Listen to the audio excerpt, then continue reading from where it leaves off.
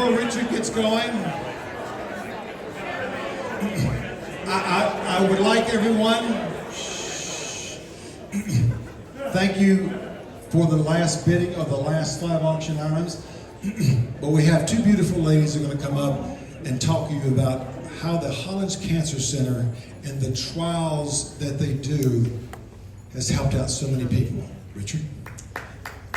So, ladies and gentlemen, the reason why we're here, we'd like to just pause for a moment and invite a couple of special ladies on stage. The 2 daughters of former Hollings Cancer Center patient Bobby Tanner. Please join me in welcoming Melissa Tanner Horn and Denise Tanner Lebec.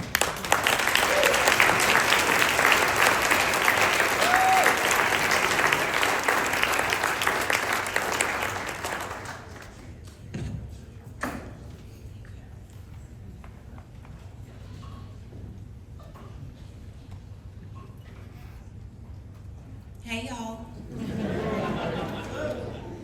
We are the Tanner sisters. I'm Melissa, and this is my sister, my best friend Denise.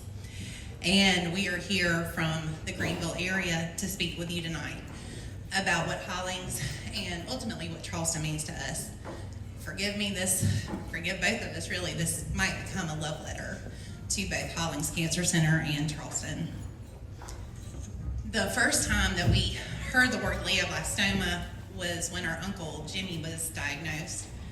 He passed away in 2006 to glioblastoma. A rare cancer is not a rare cancer when it hits your family twice. Our mom lost her only sibling to glioblastoma, and unbelievably 13 years later, our dad, Bobby Tanner, was diagnosed with the same brain tumor. Our dad was a rancher in the upstate of South Carolina, the loving husband to Linda, a girl dad, and the strongest man that we've ever known. On Saturday, May 25th, 2019, our dad presented with stroke-like symptoms at home. He had a moment where he couldn't communicate, and by that evening, we were told that he had a tumor in his brain. We were initially told that the tumor was inoperable after having his biopsy in Greenville. And then we were told, get to Charleston, get to MUSC. We traveled to Mount Pleasant and we met with Dr. Bruce Frankel on a Thursday afternoon. Within a couple of hours, he said, I think I can remove most of this tumor. Go home, pack your bags for about a week, and get back down here. We were back the following day, and surgery was the following Monday. When our dad was admitted to the night floor, all the nurses were like, who is the patient? Because he walked in. They were not used to patients walking in, but that was our dad. He was fierce. Over the next several days, we met with neuro-oncology and the people who would take over the treatment for our dad. Dr. Scott Lindhorst was actually who treated our dad, and he looked for clinical trials to do something other than the standard of care for this tumor. None were a good fit because of my dad's age. But during the midst of the most scary days, Dr. Lindhorst let us know that we were exactly where we were meant to be. He was there with us every step of the way, even partnering with staff in the upstate. The trips to Charleston for scans over the next 7-8 months were really hard on our dad. As most cancer patients know, there's a lot of MRIs, there's a lot of clinic rooms, and that became the new norm. But we also had 200-mile rides in the car, hotel rooms, and a lot of stops for rest coming from Greenville. 5 years later, we look back over these trips with fondness. We had little moments to enjoy the beauty of the low country when our daddy wasn't being scanned or having his blood drawn. We took a little walk on Folly, visited the Angel Oak, and spent the afternoon at Fort Moultrie, which you can see on the screen. Our last trip to Charleston was in March of 2020. treating a brain tumor is hard. Treating a brain tumor, knowing that you're in the end days, 200 miles away from home in the midst of COVID, is quite an unbearable thing.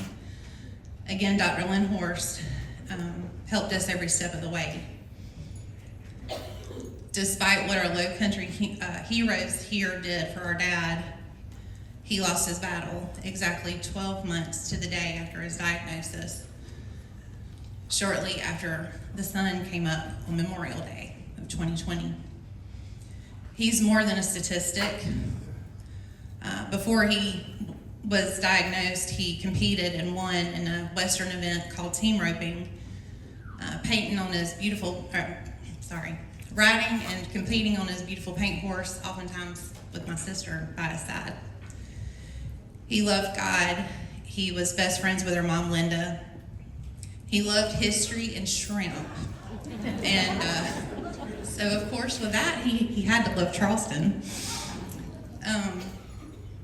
He wasn't one that you would find on the beach, but he would drive down to Charleston for a fresh shrimp just for the day. He was here to witness history when the Hollings was raised in 2000, and you would definitely find him reading headstones in a Charleston cemetery. Glioblastoma stole the rock of our family, and we miss his mischievous grin, his quiet strength every single day. We use the word hope a lot, and I've heard it here a lot tonight too.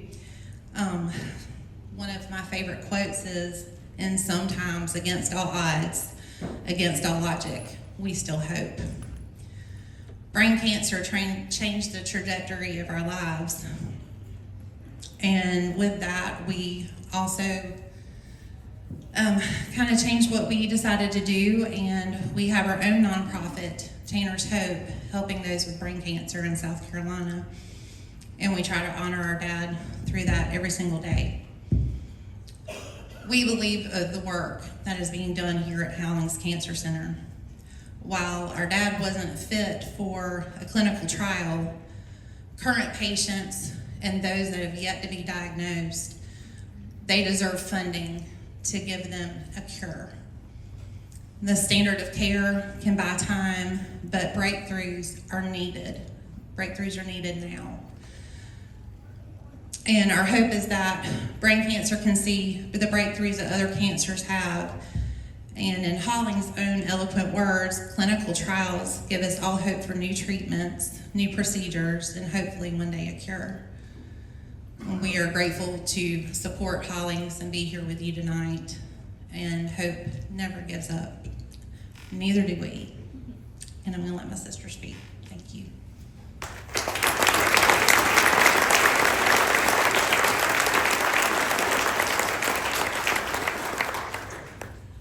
Melissa mentioned earlier Daddy's love for shrimp. It just happened to be 5 years ago today, or yesterday, 5 years ago yesterday, was his last seafood meal in Charleston. We were at Hyman's, which, where all the tourists go, so yeah, there we were. So they seated us on the second floor, and I know everybody knows about the plates on the tables where it says, the famous people who have ate there. And right behind our table was a plate that said, John McCain ate here. And he lost his battle with glioblastoma about 1.5 years prior to that. And I immediately thought about Meghan McCain and how eloquently she spoke at her dad's funeral. And she talked about when she was a little girl, and she grew up on a farm just like me, and her dad had her riding horses, and she got thrown off her horse, and she broke her collarbone, and as soon as she got back from the hospital, her dad made her get right back up on that horse, and that actually happened to me several times too. So I didn't break a collarbone, but I had several broken bones. Glioblastoma knows no boundaries. John McCain was a United States Senator. My dad was a farmer in South Carolina. But Melissa also mentioned Dr. Frankel earlier, and I don't believe he's at MUSC any longer, but he was so special to us. A week after our dad's brain resection, we were back down here just for a normal scan, and my dad had some complications. We ended up back in the hospital for a week. We weren't planning on staying for a week. It was July 4th. There was hardly any hotel rooms. We were on our phones trying to find a hotel, and Dr. Frankel said, "Hey, I'm leaving this afternoon to go out of town. If you guys want my house, you can have it."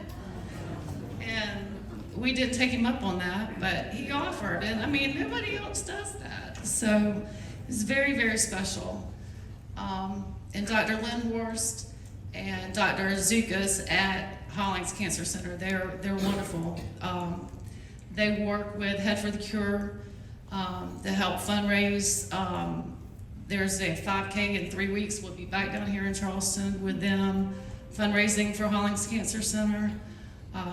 We've done things for the National Brain Tumor Society. In May, we'll be going back for our 4th trip. In July, we were lucky to speak at Glioblastoma Awareness Day, where we met Dr. Du Bois. And so Hollings, if we didn't have such a great feeling about Hollings, I don't know if we would do the advocacy work that we do today.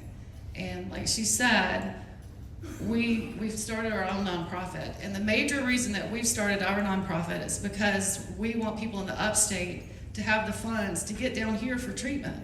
Because we don't have neuro-oncologists in Greenville. You have 2 of the best, and we don't have any. So we want to be able to fund, our nonprofit we want to be able to fund people to come down here for treatment, and that's how much it means to us. We've spent numerous hours, we're trying to raise money to help other people in South Carolina get here for treatment. So thank you for listening to us, and thank you for having us.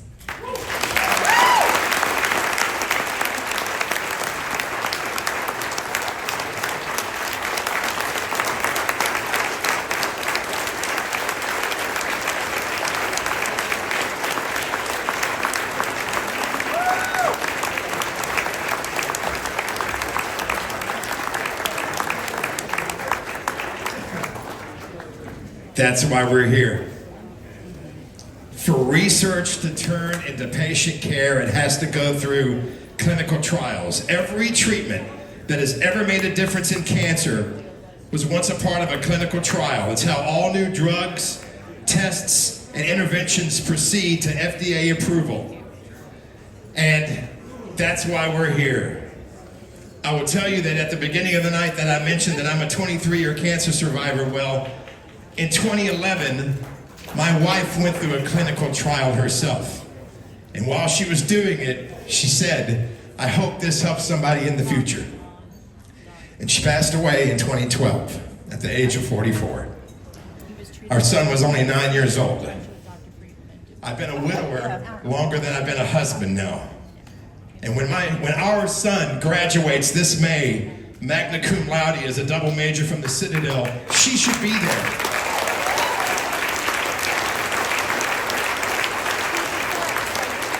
And we miss her every hour of every day, and we think of her often.